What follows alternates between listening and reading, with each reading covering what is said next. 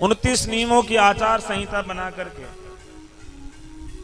अष्टमी से लेके प्रतिपदा तक, अष्टमी से लेके अमावस्या तक, आगे दीपावली आती है तब तक विष्णु बनाने का क्रम कहते हैं लगातार जारी रहा है।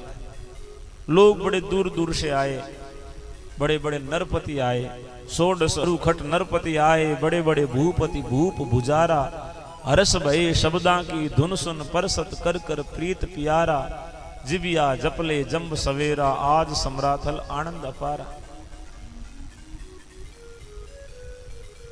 जैसे दणियर उदय होते हैं, तीमिर टूटत होत उजारा, सुर नर वेद पढ़त है ब्रह्मा, धन धन लोहट भाग तुम्हारा, जिबिया जपले जंब सवेरा, आज सम्राथल आनंद अपारा।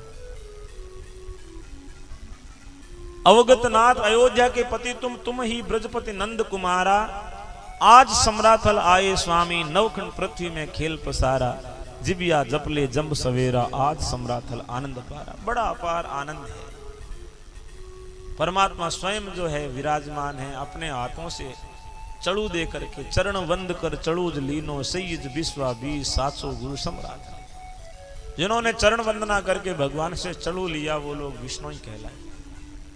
और फिर भगवान भ्रमण काल में गए तब भी विष्णु ही बनाए। कहते हैं उज्जैन के अंदर जब लोगों को दीक्षित किया था तब लोगों की जनेऊ उतारी थी तो 1.25 मन तो जनेऊ का भार हुआ था, और लोगों की शिखा सूत्र उतार करके विष्णु पंथ में दीक्षित किया। शिखा कहते हैं चोटी को, सूत्र कहते हैं जनेऊ को। चोटी और जनेऊ उतार करके भगवान ने इस विष्णु पंथ में दीक्षित किया, मुंडन कर दिया।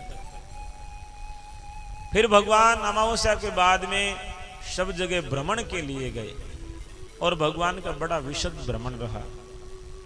सौराष्ट्र, महाराष्ट्र, गुजरात होते हुए भगवान तेलंगाना, श्रीलंका और इधर जगन्नाथपुरी से फिर भगवान नेपाल भी पहुंचे हैं।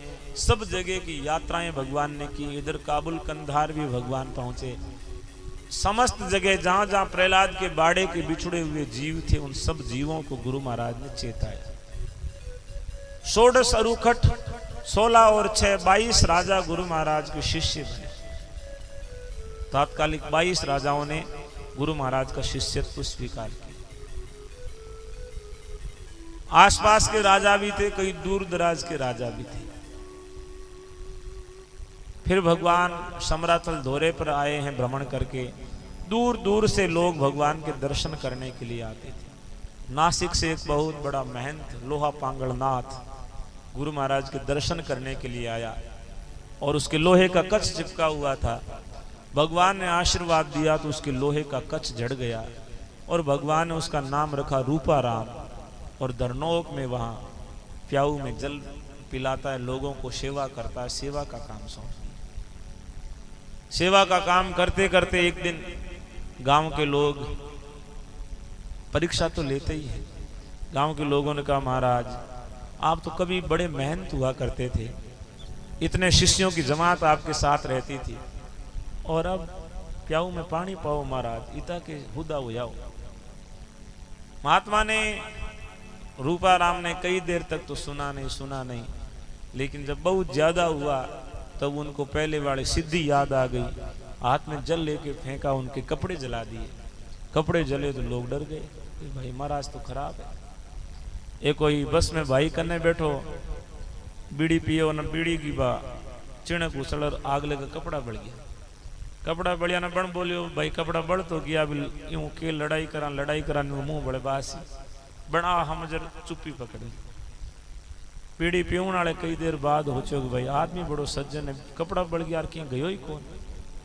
बिन पूछो कि भाई साहब थारो गांव किसो है, हो गए क्यों गांव बालन को मत तो है।